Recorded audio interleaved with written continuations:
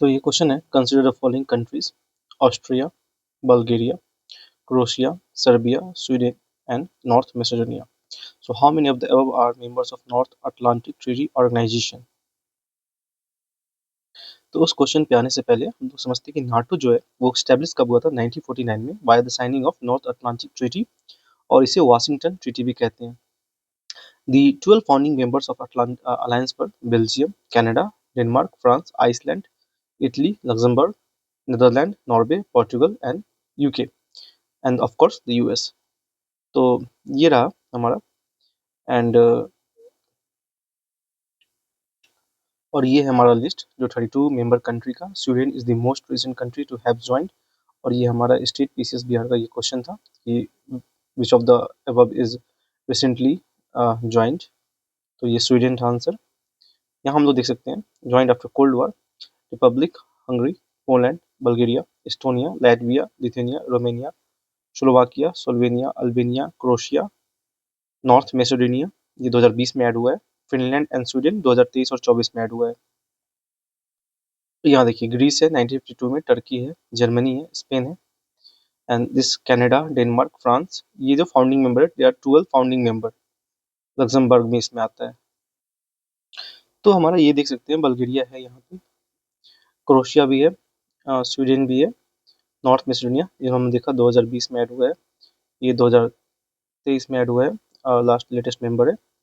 Serbia और Austria नहीं है इसका मेंबर. तो इसका आंसर ओनली 4 है. तो यहाँ देखिए ये हमारा ऑस्ट्रिया एंड यहाँ पे है सर्बिया. ये जो लोकेशन है ये सर्बिया का है. ये दोनों मेंबर नहीं है नाटो के. इसको देखते हैं. ये consider following countries: Bolivia, Brazil, Colombia, Ecuador, Paraguay, Venezuela. Andes mountains passes through how many of the above country? तो इसका आंसर देखते हैं. तो यहाँ पे हमारा एंडीज माउंटेन का मैप है और देख सकते हैं हम लोग कोलंबिया में पास कर रहा है, इक्वाडोर से पास कर रहा है, पेरू से पास कर रहा है, चिली से पास हो रहा है, और और हम लोग देख सकते हैं ये आपको नीचे तक आता है और शायद बोलिविया भी आता है. So Andes mountain passes through 7 countries, that is Argentina, Chile, Bolivia, Peru, Ecuador, Colombia and Venezuela. ये एक और काफ़ी अच्छा मैप है और इसमें हम लोग देख सकते हैं. ये देखिए ये पॉइंट यहाँ से यहाँ तक आ रहा है. ये वेनेजुला को लिया, ये इक्वाडोर, ये पेरू होते हुए, और ये अर्जेंटीना भी कहीं ना कहीं क्रॉस कर रहा है. तो ये रहा हमारा. और यहाँ हम लोग देख सकते हैं ब्राज़ील और पराग्वे को टच नहीं कर रहा है. और जब इस मैप पे आए हैं तो हम लोग थोड़ा इसको भी देख लेते हैं. यहाँ देखिए पैटागोनिया डेजर्ट है, पैटागोनिया डेजर्ट यहाँ पे है, और पैम्पास ये आपका ग्रासलैंड होता है, ग्रासलैंड. एंड यहाँ पे जो है हमारा विल्ड विल्ड्स करके रहता है शायद. So back to our question, Brazil नहीं है, एंड ये प्राग नहीं है, इक्वाडोर है, वेनेजुला है, कोलंबिया है, बोलिविया है, और ऐसे आ सकते हैं कि एंडीज एंड डीज. तो इसमें 7 कंट्री है. इस क्वेश्चन पे आते हैं. Consider following water bodies: lake Tanganyika, Tonle Sap and Potos lagoon. So through how many of them does the equator passes? तो इसको देखते हैं. सबसे पहले हम लोग समझते हैं कि ये जो लेक है Tanganyika is not in single country, जबकि ये Burundi, democratic Republic of Congo, Tanzania और जाम्बिया के साथ अपना बॉर्डर शेयर करता है. Lake situated in central Africa and divided among 4 nation. तो ये 4 नेशन में है. और ये देखिए northern tip lake is in Burundi, Congo में है वेस्टर्न शोर, तंजानिया में है ईस्टर्न, एंड जाम्बिया में सदर्न. और ये डीपेस्ट लेक इन अफ्रीका है, which is also the second deepest lake in the world. It is located in the Rift Valley and shared by 4 countries. तो same. तो ये हमारा लोकेशन तोलने SAP का, जो कि है कंबोडिया में. ये थाईलैंड के बगल में यहाँ पे तोलने सैप है. तो यहाँ है पाटोस लागून का देखिए ये जो है सदर्न ब्राज़ील में आता है, अटलांटिक ओशन में, और इक्वेटर यहाँ से क्रॉस करता है कहीं न कहीं, तो ये तो बिल्कुल नहीं है। तो इसका आंसर है नन। ये भी नहीं है, ये भी नहीं है, ये भी नहीं है। 24 पे आते हैं। Consider the following statement about turmeric during the year 22-23। India is the largest producer and exporter of turmeric in the world. More than 30 varieties of turmeric are grown in India. Maharashtra, Telangana, Karnataka, and Tamil Nadu are major turmeric producing states in India. उस पे आने से पहले हम लोग turmeric के बारे में समझते हैं। तो ये जो राइजोम है, इट्स अंडरग्राउंड स्टेम, ये रूट नहीं है, it's a stem and refer to as golden spice. Climate condition जो है इसका देखिए, ये 20 degree Celsius to 35 degree Celsius. Annual rainfall is 1500 mm and more. Soil क्या है, thrives based in well drain sandy और क्ले लोम सॉइल। प्रॉपर्टीज पे आते हैं। Active ingredient the turmeric called curcumin has antioxidant and anti inflammatory properties. तो इसीलिए हमारे घरों में day to day household में ये काफी यूज होता है। Natural indicator that changes colour depending on pH of the solution. तो ये नेचुरल इंडिकेटर भी है, लिटमस टेस्ट जैसे होता है उसी तरह। नाउ महाराष्ट्र में देखिए जो है संगली टर्मरिक, और तमिलनाडु में क्या है इरोड मंजल, ये सब मेघालय में भी है। ये क्या है, जीआई टैग मिला हुआ है। यहाँ देखिए हम लोग प्रोडक्शन पे आते हैं, तो 70% ऑफ ग्लोबल टर्मरिक प्रोडक्शन जो होता है तेलंगाना, महाराष्ट्र, तमिलनाडु एंड आंध्र प्रदेश टुगेदर, ये सदर्न स्टेट कर रहे हैं। एक्सपोर्ट में है 62% share of world trade in turmeric. The leading export market for Indian turmeric are Bangladesh, USA and Malaysia. देखिए अब ये भी हमें समझना बहुत जरूरी है कि नेशनल टर्मरिक बोर्ड जो बना है वो इनोग्रेट हुआ है 2025 में, और कहाँ हुआ है, निजामाबाद में, ये जो तेलंगाना में है। और किस मिनिस्ट्री के अंदर आता है, ये क्वेश्चन आगे बन सकता है। तो ये मिनिस्ट्री है आपका ministry of commerce and industry. तो कॉमर्स इंडस्ट्री में डाला गया। The boards goal include increasing farmers income, promoting research, enhancing quality and branding, and expanding global market access for Indian turmeric. 14th, तो यहाँ 2025, देखिए and is चेयरमैन जो भी बने responsible हैं, for पहले promoting Ganga turmeric Reddy in India ने to बनाया गया benefit है। He was farmers. appointed the first The chairman board's headquarters are and the in board was Nizamabad, inaugurated by Telangana. Union Minister Commerce Piyush Goyal. ये 14 जनवरी का news है। तो अब हम लोग आते हैं पीआईबी के स्टेटमेंट पे। तो यहाँ देख सकते हैं मिनिस्ट्री ऑफ कॉमर्स का ये दिया गया है, और ये देखिए 14 जनवरी का, और यहीं से क्वेश्चन पिक हुआ है। यहाँ से हम लोग देख सकते हैं India is the largest producer and consumer and exporter of turmeric in the world. India has more than 62% share of world trade during 23-24 and 1.62 lakhs tons of turmeric and turmeric product valued इतना। But bill provide leadership, और ये सब हो गया आपका। तो अब हम लोग आते हैं, तो इसका आंसर है 1, 2 and 3 all the above are correct. Question number 25 पे आते हैं। Which of the following are the evidences of the phenomena of continental drift? तो पहला है the built and ancient rocks from Brazil coast matches with those of the Western Africa.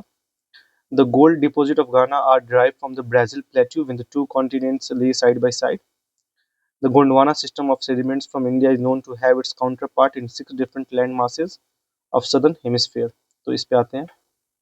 तो हम लोग आ चुके हैं एनसीईआरटी बुक ज्योग्राफी का अपने, और यहाँ हम लोग देख सकते हैं book distribution of ocean and continent, ये जो चैप्टर है इसमें देखिए लिखा है कॉन्टिनेंटल ड्रिफ्ट में observe the shape and coast line of Atlantic ocean, you will be surprised by symmetry of the coast line on either side of the ocean. No wonder many scientists thought of this similarity and considered the possibility of two Americas. तो यहाँ देखिए it was Alfred Wegener, a German meteorologist, who put forth a comprehensive argument in the form of continental drift theory in 1912. So evidence in support of continental drift में आते हैं। The matching of continents jigsaw है rocks of same age across the ocean। यहाँ देखिए tillite और आपका placer deposit है। The occurrence of rich placer deposit of gold in Ghana coast and the absolute absence of source rocks in the region is an amazing fact. The gold bearing veins are in Brazil, and it is obvious that the gold deposit of Ghana are derived from Brazil plateau when the two continents lay side by side. अब यहाँ देखिए distribution of fossils है यहाँ पे, और ये है post force. तो ये इन्होंने अपना थ्योरी दिया कि कैसे हुआ होगा। तो ये है जुरासिक एज का, यहाँ पे देख सकते हैं। तो क्वेश्चन पे आते हैं हम लोग। तो ये स्टेटमेंट बिल्कुल सही है। Gold deposit of Ghana rive from Brazil plateau when two continentally side by side, देखिए एनसीईआरटी का सेम लाइन पिकअप किया गया है। And Gondwana system of sediment from India is known to have its counterpart in 6 different land masses of southern hemisphere, तो ये भी सही है। तो इसका आंसर है 1, 2 एंड 3। इस क्वेश्चन पे आते हैं। Consider the following statements. The amount of dust particles in the atmosphere is more in subtropical and temperate areas than in equatorial and polar region. Second है subtropical and temperate areas have less dry winds. तो इस चीज को हम लोग समझते हैं कि जो हमारा इक्वेटर है ये हो गया, और ये है सब ट्रॉपिकल एरिया, और ये है आपका पोलर रीजन। तो मोस्टली जो होता है ये ईस्टर्ली है और ये वेस्टर्ली है, ये इस साइड आ रहा है और ये इस साइड मूव कर रहा है। तो हमारे जो सब ट्रॉपिकल एरिया होता है और जो टेम्परेट एरिया है, जो ये एरिया है, यहाँ पे क्या होता है ड्राई विंड फ्लो होता है। और जो पोलर रीजन है, इक्वेटोरियल और पोलर रीजन है, यहाँ पे उतना नहीं होता है। तो यही इसका कॉन्सेप्ट है, और यहाँ देखा जाए तो ये गलत स्टेटमेंट है और ये सही स्टेटमेंट है। तो 26 का है सी। तो 27 पे आते हैं। In January in northern hemisphere the isotherms bend equatorward while crossing the land masses and poleward while crossing the ocean. In January, the air over the ocean is warmer than that over the land masses in northern hemisphere. तो ये दोनों statement सही है, इसको समझ। तो ये जो कॉन्सेप्ट है वो एक्चुअली आपका कॉन्टिनेलिटी कॉन्टिनेंटलिटी एंड ओशन, इस दोनों को चेक कर रहा है कि जो वाटर जो होता है वो जल्दी गर्म होता है और लेट से गर्म होता है, और धीरे से मतलब धीरे ठंड होता है, उसका हाई स्पेसिफिक हीट जो वो बोलते हैं। और आपका जो लैंड होता है ये जल्दी गर्म होता है और जल्दी ठंड होता है। तो जनवरी के मंथ में आपका जो लैंड होता है वो ठंड हो जाता है, और जो ओशन होता है वो वार्मर ही रहता है इन कंपेरिजन टू लैंड। तो ये स्टेटमेंट सही है, वही चीज उसी चीज को बोल रहा है, और सेम चीज यहाँ पे आपको मिलेगा। नॉर्दर्न हेमिस्फीयर में isotherm bend equatorward while crossing the land mass. तो क्या होता है लैंड मास पे जो वो टेम्परेचर कम होता है इसलिए ये बेंड हो जाएगा।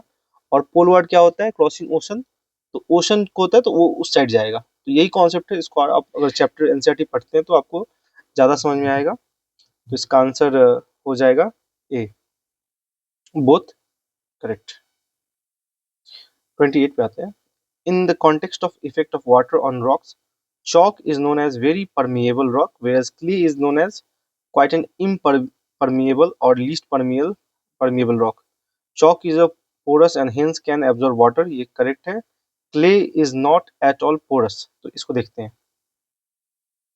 तो इसका आंसर आपको इसी में दिख जाएगा। ये जो स्टेटमेंट है ये गलत है, ये बिल्कुल सही है, और यहाँ पे उसका एक्सप्लेनेशन दिया गया है। तो इसका आंसर आपका हो जाएगा ये। Only one of the statement 2 and 3 is correct. That explains the statement 1. Question number 29 पे आते हैं। Without the atmosphere, temperature would be well below freezing point everywhere on the Earth's surface. ये सही लग रहा है। Heat absorbed and trapped by the atmosphere maintains our planet average temperature. ये भी सही है। Atmosphere gases like carbon dioxide are particularly good at absorbing and trapping radiation. ये भी करेक्ट है। तो इसका आंसर होगा सी। क्वेश्चन नंबर 30 पे आते हैं। Consider following statement about Rashtriya Gokul Mission.